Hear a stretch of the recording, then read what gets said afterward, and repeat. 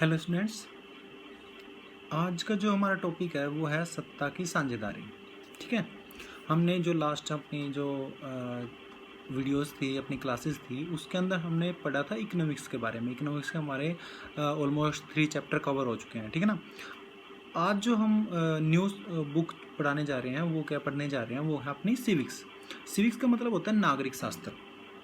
नागरिक शास्त्र, पहले उस चीज़ को पढ़ो होती क्या है। नागरिक शास्त्र का मतलब क्या होता है कि जो अपने समाज के अंदर लोग रहते हैं, ठीक है ना, उनको कुछ राइट्स होते हैं, वो क्या है क्या नहीं है, उन सब का विश्लेषण जो करता है, उनके बारे में बताता है, वो क्या बताता है, आपका सिविक्स बताता है। ठीक है ना, उसकी एक डेफिनेशन है ये। ठीक है, उनके बारे में बताता है, वो क्या आपका सिविक्स। तो आपका फर्स्ट जो चैप्टर है सिविक्स के अंदर 10th क्लास में, वो क्या आपका सत्ता की साझेदारी। सत्ता की साझेदारी ये पावर, ठीक है ना। सत्ता यानी कोई भी गवर्नमेंट है। सत्ता की साझेदारी क्या है? सत्ता की साझेदारी का मतलब क्या है कि हर एक कंट्री के अंदर बहुत सारे लोग रहते हैं, बहुत सारे कलर के लोग रहते हैं, जाति के होते हैं, ग्रेड के होते हैं, ठीक है ना, लैंग्वेज के होते हैं, अलग अलग डिफरेंट होते हैं। ठीक है ना।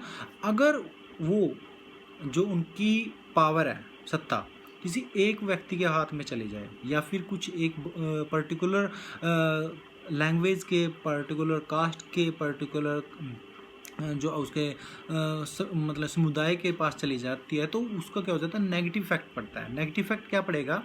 सपोज करो कि मान के चलो कि हिंदू धर्म के पास जो पावर चली जाती है, तो बाकी रिमेनिंग कितने बचे? काफ़ी सारे हमारे कल्चर बच जाते हैं, लैंग्वेज चली जाती है। तो जाहिर सी बात है, हम किसका करते हैं? उन्हीं का करते हैं जो कि हमारे ज़्यादा नज़दीक होते हैं।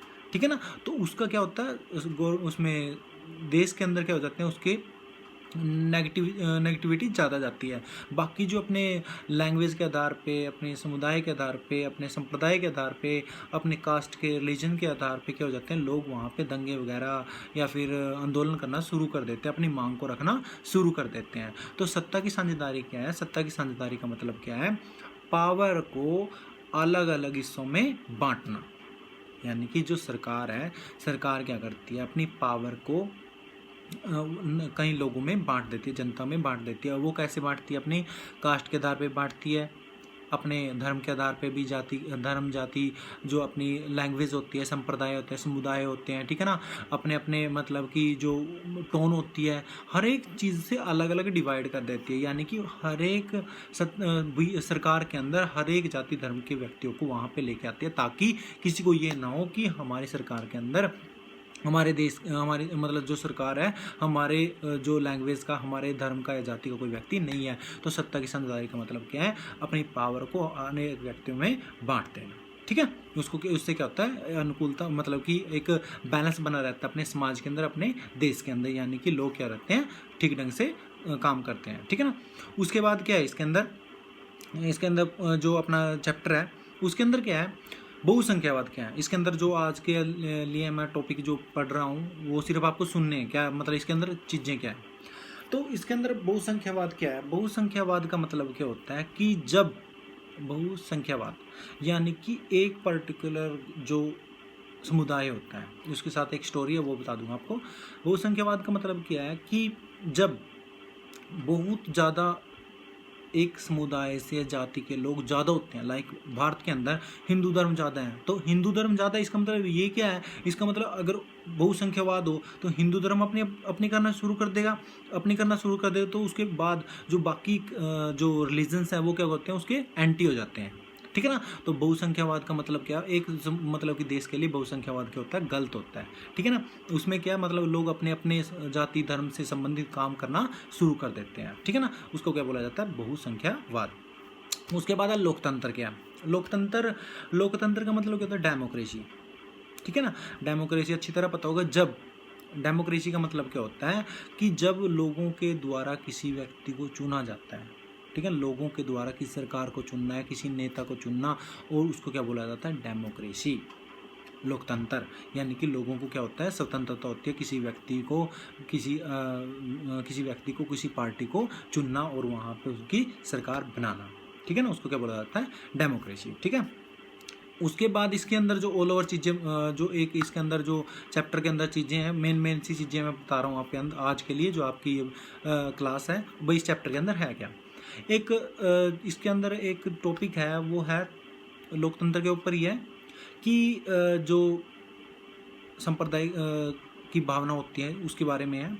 ये आपकी श्रीलंका के अंदर 2 लैंग्वेज बोली जाती थी, एक सिहली और दूसरी थी तमिल। कौन सी? सिहली और तमिल। सिहली और तमिल। सिहली लैंग्वेज थी स्पेसिफिक श्रीलंका की। किसकी थी? श्रीलंका की। तमिल थी भारतीय नागरिकों की। जो भारतीय नागरिक श्रीलंका के अंदर रहते थे वो कौन थे? तमिल थे। और लगभग 18% जो श्रीलंका में कौन रहते थे, वहाँ पे तमिल लोग रहते थे। ठीक है। हुआ क्या 1948 के अंदर